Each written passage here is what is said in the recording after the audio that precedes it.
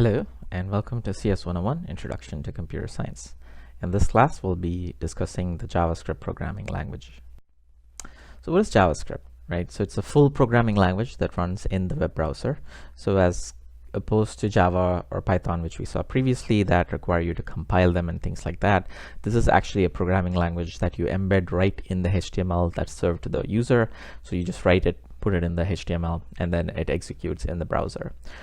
So it's embedded alongside the HTML, and in the example here on the right, there's a JavaScript embedded in a web page that sets image parameters and rotates a canvas. So that's basically what this piece of code does.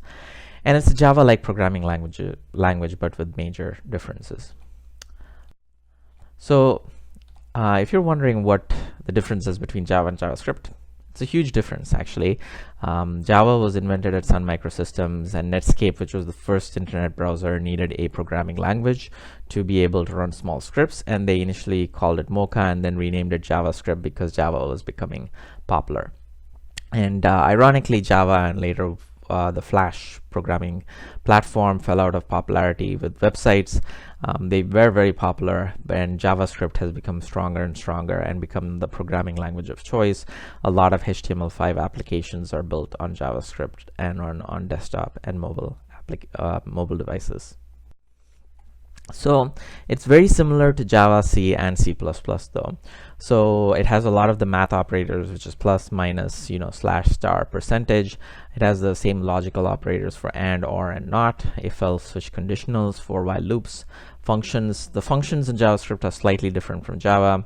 And the example on the right is basically for an image gallery where you load a few pictures, and then, if a function is called, it scrolls backward or forward. So you can imagine that there's an image gallery on the HTML page, and the user clicks back and forward, and this code kind of helps render those dynamic functions in the image viewing or scrolling of the gallery.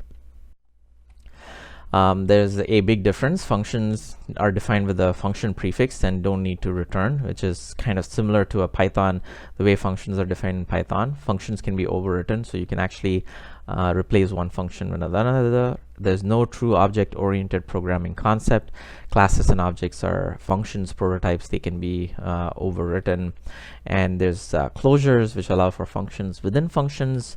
And here's an example on the right from Stack Overflow, actually, an example of how closures are built in JavaScript.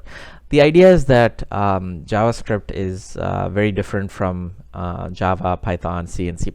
Even though there are similarities, there's multiple things you can do in JavaScript that you're not able to do in other programming languages, which comes with its pluses and minuses. So we won't talk about too much of that today, but there's definitely, JavaScript is a very unique programming language, and you will find that if you ever program in JavaScript as a job or in real life. There's also some difficulties in programming JavaScript due to the limitations of the language. So in the example on the right, you have the program written in something called TypeScript and compiled into JavaScript. So on the left column is the program in TypeScript, which you can see TypeScript supports full object-oriented programming, and JavaScript on the right doesn't. So the idea is that you write a program in TypeScript and compile it into JavaScript, which is executed in the browser. Now, why would people do this, right? It's not just TypeScript. There's other programming languages out there that compile into JavaScript. The idea is that JavaScript is a pretty old standard, and it doesn't do a lot of things that traditional programming languages do. So because it can't be extended, because the browsers run it and they expect JavaScript to be a certain way, what people have done is build programming languages on top of JavaScript, which are easier and more like traditional programming languages, and they get compiled into JavaScript, which actually runs in a browser. And TypeScript is one of the more popular sort of languages out there that compiles into JavaScript. People often use it to get the full power of a programming language, but at the same time be able to compile it into JavaScript, which runs in the browser. So here's an example of JavaScript. So you can just see that there's a script source linking to JavaScript within a HTML page. And then this in this example, what happens is that when the document is ready. There's a class, CSS class added to the link, and then you can see that there's some animation going on. So this basically triggers an animation changing background positions and things like that. So hover, when you mouse over something, the image shows up, and when you mouse out, the image disappears. So this is a simple JavaScript example that handles hover effects and showing and hiding a background image. So JavaScript is pretty powerful, right? It's pretty powerful. It's pretty cool. It extends browser functionality. You no longer are stuck with a page that simply displays HTML and CSS.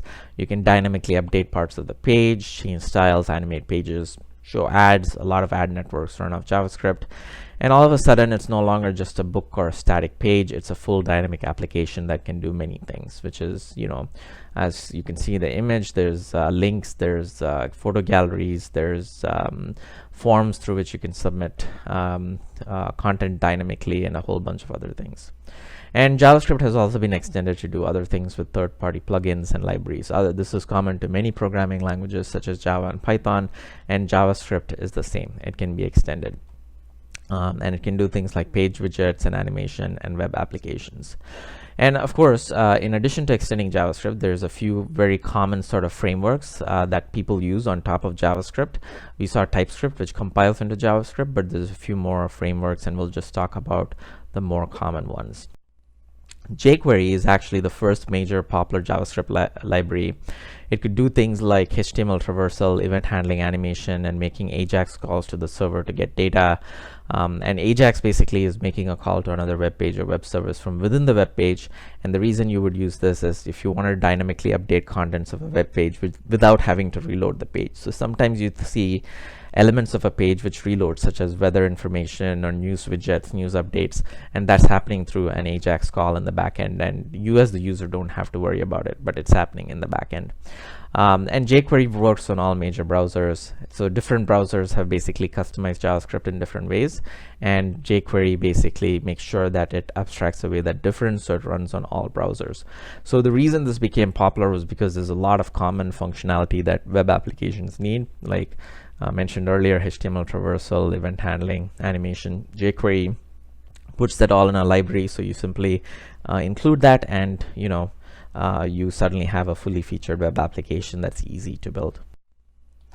So here's an example from the jQuery web page. You can basically update elements of the web page. This is an example that gets the button element on a HTML page and changes the button from whatever it used to be, and changes its text to next step. Here's one where it handles an event. So basically, when you click a button within a button container HTML ID, it shows a hidden box. So basically it shows an element with that ID called banner message. So clicking a button will show this box. And AJAX, so the example of a weather, when you want to update, for example, a weather widget, this is a jQuery example code to make a call to a server that has that gives you the latest weather for the zip code, and it updates component ID HTML component in the page with the result that it's fetching from the API service. So we'll talk more about actually REST APIs in an upcoming class, but this is how you would do it. If you had a server service that gives you the weather, you can pull it into your JavaScript in real time with real-time updates using something like this. AngularJS is another popular JavaScript framework. It was developed at Google. It can be used to build single-page applications like Gmail and Google Maps, where if you've noticed, the content updates without having to refresh the page. When you send an email, or you're checking email, or you're scrolling in your maps, you notice that you don't have to refresh the browser. It just updates automatically.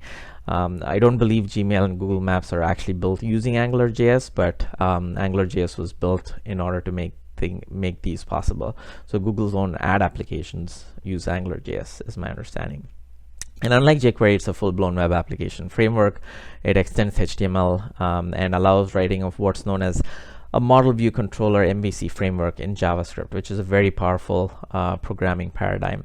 And AngularJS 2 is a complete rewrite of AngularJS 1, the first version, and allows you to write Angular applications in TypeScript. So TypeScript, one of the reasons TypeScript is also becoming popular is it's used in other JavaScript frameworks, such as AngularJS. Here's a quick example of an AngularJS application. So you can see that there's a custom field on the HTML tag, and you include the AngularJS library and our custom script where, the todo.js is our custom JavaScript application. And actually this screenshot is from AngularJS's own website, where it has a complete to-do application. There's a controller, and then if you click on a link, it'll archive, it'll call the archive function.